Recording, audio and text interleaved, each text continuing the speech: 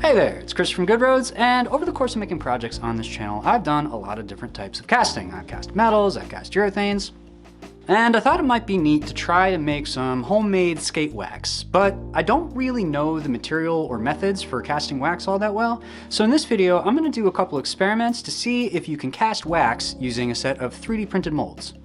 Let's get into it. This is the simplest kind of mold I can think of, and the first one I want to try out. It's a simple cup mold, and it's printed out of a flexible material called TPU. The only real mold consideration here is that the walls of the cup have a 5-degree draft angle. That means the mold is slightly tapered, which hopefully will make our cast easier to remove once it's solid. With my mold printed, I needed some molten wax to cast. I dug up this electric burner that I got at a tag sale, plopped a pot on it, and loaded it up with some busted up candles.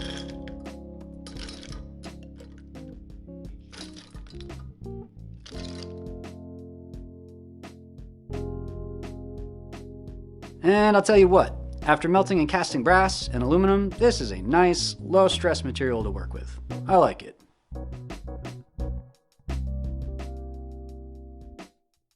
Once my wax was liquid, I ladled some out and poured it into my mold.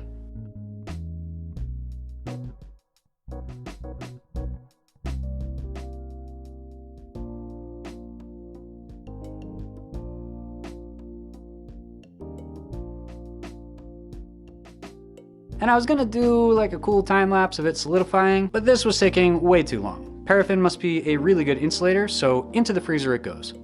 Nope, it's taking entirely too long. I'm gonna stick it in the fridge. A little while later, my wax was solid and I could remove it from the mold. And here's where the benefit of printing in TPU come into play. Since the mold is flexible, it's really easy to remove the wax.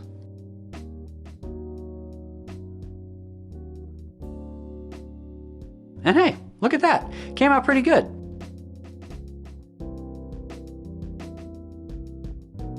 The layer lines and surface patterns of the 3D print get picked up by the wax, which gives it kind of an interesting aesthetic. All right, cool, experiment number 1 is a success. On to the next one. For this one, I want to try a more complicated 2-part mold. I printed this mold out of PLA, and I added a whole bunch of features to it. Registration to keep the mold halves aligned, pour funnels, vents, notches to help pry the mold halves apart, just a whole bunch of things I've learned about casting from my other projects. I closed up the mold and tried to use some rubber bands to keep everything in place.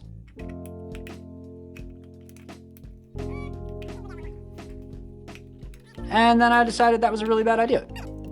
Instead, I used packing tape to seal up the seams and then clamp the mold halves together.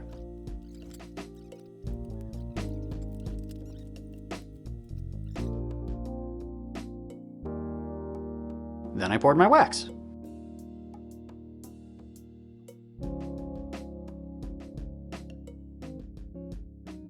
And a lot more wax went into the mold than I expected. It wasn't really leaking, so I think there must have been some gaps in the walls of the print that meant wax was actually getting inside of the body of the print. Anyway, I stuck this bad boy in the freezer too, and when it had solidified, I pried it open.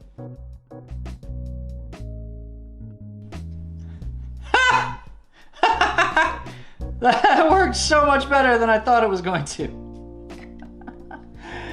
Oh my god. Yeah. The mold material is no good, but damn. That worked. I didn't think that was gonna work. I think that pretty much says it all. The PLA did not stand up to the temperatures of the hot wax, but the mold itself worked great. I'm also starting to notice here that paraffin shrinks a lot when it cools. I noticed something similar when casting aluminum, but this is much more drastic. It's something I'm gonna need to keep in mind going forward. But back to the molds. If PLA didn't work, what about TPU for this mold too? This set of molds is printed in Ninja Armadillo TPU, which is a hard rubber that's not particularly flexible. And this time around, I did away with all the mold bits and bobs. Since I'm using tape to hold the mold together, I don't think I'm gonna need them. But based on my cup mold, it should stand up to the heat of casting better, so let's find out.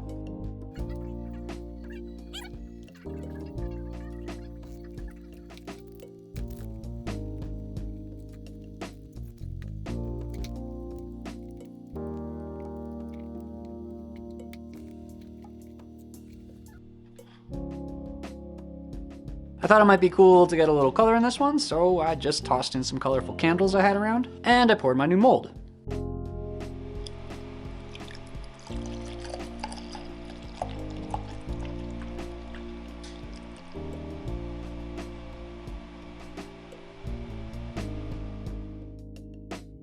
And after a session in the freezer, the tape comes off and...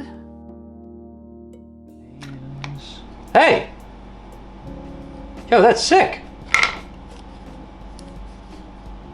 No voids? Well, a little void, a little bubble. Okay, I see. That makes sense. Can I pop this out? How do I pop this out? This material was a little harder to remove the part from, but the cast came out great. There we go. Yo, that looks rad! That came out like perfect, dude. You get one little bubble. Oh, maybe two little bubbles, but sick. Sick. Wow, sick. Awesome.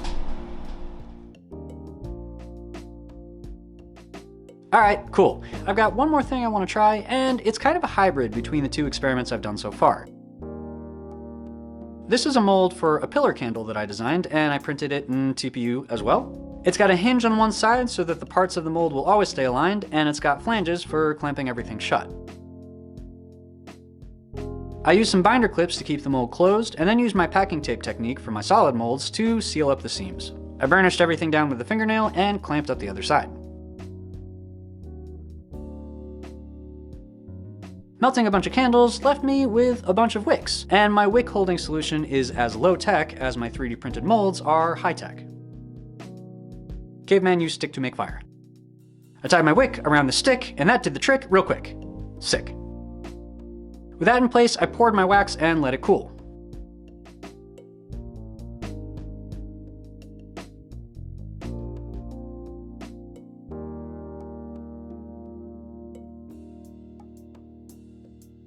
And then I poured and cooled 2 more times to fill up the void that was left from the wax shrinking. This gave me a nice solid candle. When I was happy with everything, I declipped and detaped the mold and cracked it open.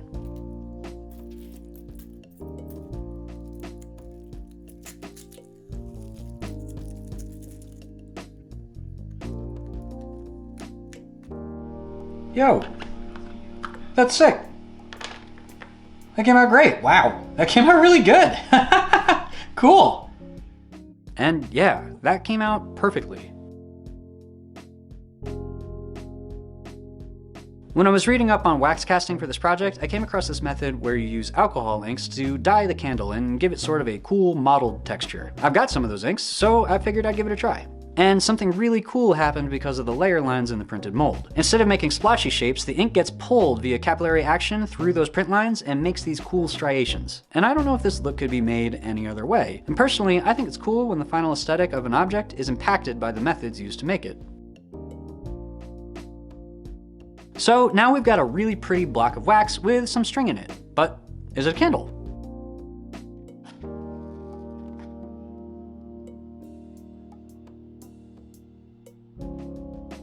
Hey, look at that! It's so pretty.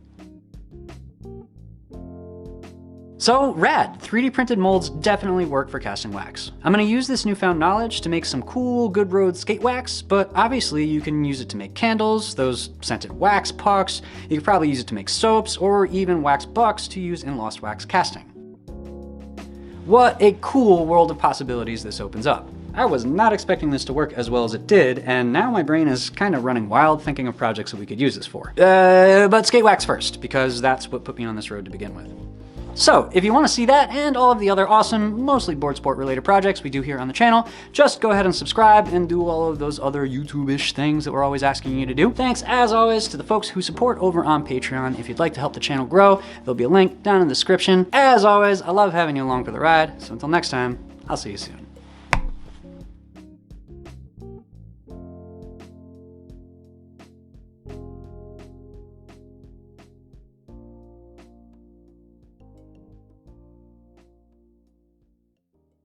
A little gentle tap with the wax. We're very soft with the wax. Don't want to break the wax, don't want to get wax on my lens. That would be bad.